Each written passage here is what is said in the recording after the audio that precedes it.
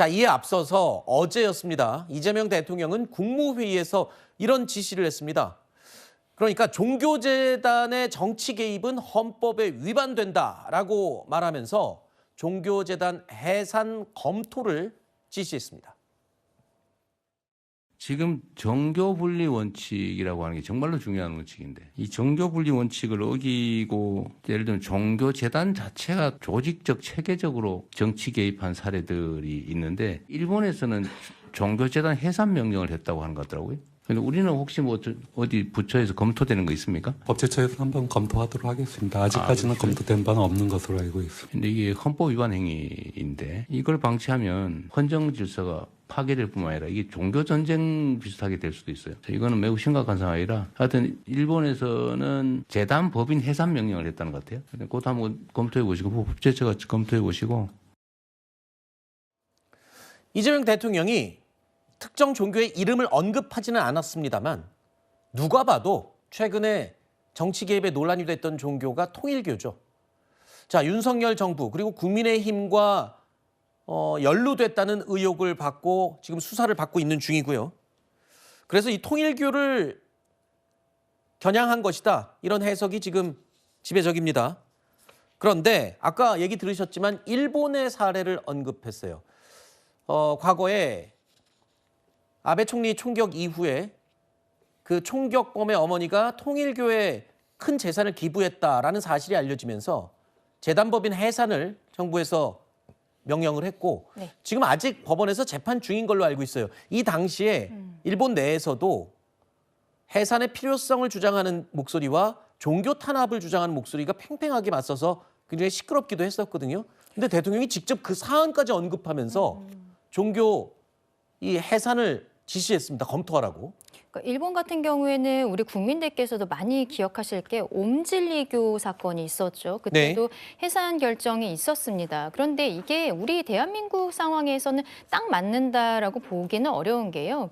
일본 같은 경우에는 종교재단을 법으로서 따로 관리를 하고 있어요. 그런데 우리 대한민국 같은 경우에는 종교재단법이라고 뭐 따로 있는 것은 아니고 일반적인 법인들과 비슷하게 관리를 지금 하고 있는 상황입니다.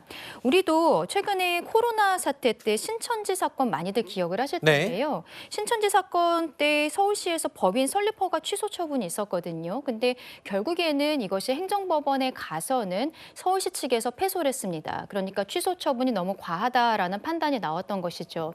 우리는 지금 정교 분리에 대해서 뭐 헌법에 있는 것 아니냐 대통령께서 이야기를 하시지만 이것을 현행법상으로 관리하기는 실상 조금 어려운 부분들이 있고 대통령께서 너무 특정 종교에 대해서 이렇게 콕 집어서 이야기하는 것은 종교가 정치에 관여하면 안 된다라고 이야기하는 것처럼 정치가 종교에 너무 관여하고 있는 것은 아닌가라는 지적들도 있을 수 있는 것이거든요. 네. 신중하게 검토를 해야 되는 부분인데 조금 우려가 되는 것은 조금 아까 답변한 사람이 법제처장입니다. 네. 법제처장은 최근에 국회에 나와서 대통령의 변호인 출신인데 대통령 모든 사건, 모든 혐의가 무죄다라고 명확하게 밝히기도 했었죠. 네. 결국엔 대통령께서 이야기하신 바가 헌법에 위반되지 않는다라는 자체적인 해석이 나오지는 않을까 이런 네. 부분에 있어서도 우려가 된다라고 말씀드리고 싶습니다. 사실 통일교가 정치에 개입했다라는 얘기는 특검 수사에서 상당히 많은 부분 지금 드러난 부분도 있습니다. 그런데 이런 지적도 있어요. 특검 수사 과정에서 통일교가 20대 대선과 지방선거 기간에 국민의힘 소속 정치인은 물론이고요. 민주당 측에도 후원금을 전달한 것으로 지금 확인이 되고 있거든요. 근데 특검이 이번에 기소를 할 때 민주당 의원에 대한 후원 4건은 제외하고 기소를 했어요. 그럼 이렇게 되면 아까 종교가 정치에 개입하는 것 자체가 지금 헌법에 위반된다고 이야기를 하시면서 대통령께서 이 해산을 검토해보라고 했잖아요.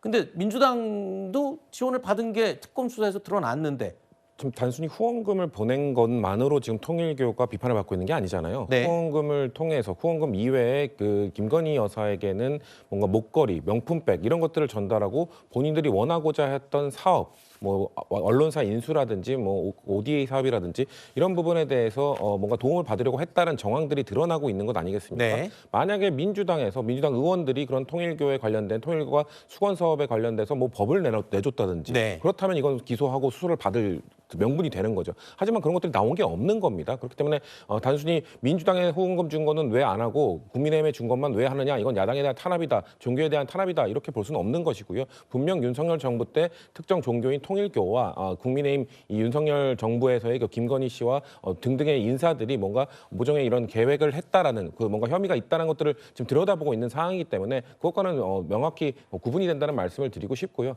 일본과 사례가 좀 다를 수는 있습니다. 네. 하지만 그렇다고 해서 이거 이런 정치에 개입하려고 했던 종교를 내버려 둘 수는 없는 건 아니겠습니까? 아까 뭐 정치가 종교에 개입하는 건 아니라는 또 말씀도 하셨는데, 이거는 그 국가가 그 종교도 어차피 종교도 국가 안에 있는 건 아니겠습니까? 국가를 운영하는 대통령의 입장에서는 헌법을 어기고 법을 어기고 있는 종교에 대해서도 언제든 우리는 이건 해산이나 이런 것들을 검토할 수 있다는 의지를 보여주신 것이기 때문에 저는 뭐 위헌적인 얘기, 뭐 위법적인 얘기라고 생각하지 않습니다. 그러니까 새로운 법을 만들어서 처벌을 꼭 하지 않더라도 대통령이 던진 메시지는 무언의 어떤 영향을 끼칠 수 있는 그런 부분이다라고 얘기를 해주셨네요. 근데 민주당이 후원을 한 부분도 분명히 수사는 필요한 것이죠. 왜냐하면 현행법상 정치 자금을 단체가 기부할 수는 없거든요. 그러니까 통일교가 아마도 개인의 명의를 통해서 김영록, 강기정, 이광재 이렇게 민주당의 유력 인사들에게 우회적으로 후원을 했다는 것들이 밝혀졌는데,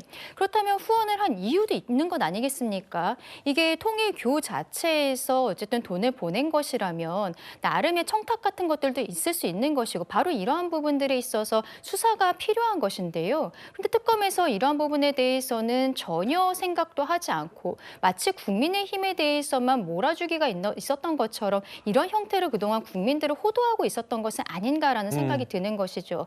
여기에 대해서는 명확하게 밝혀줘야 된다고 생각합니다. 알겠습니다.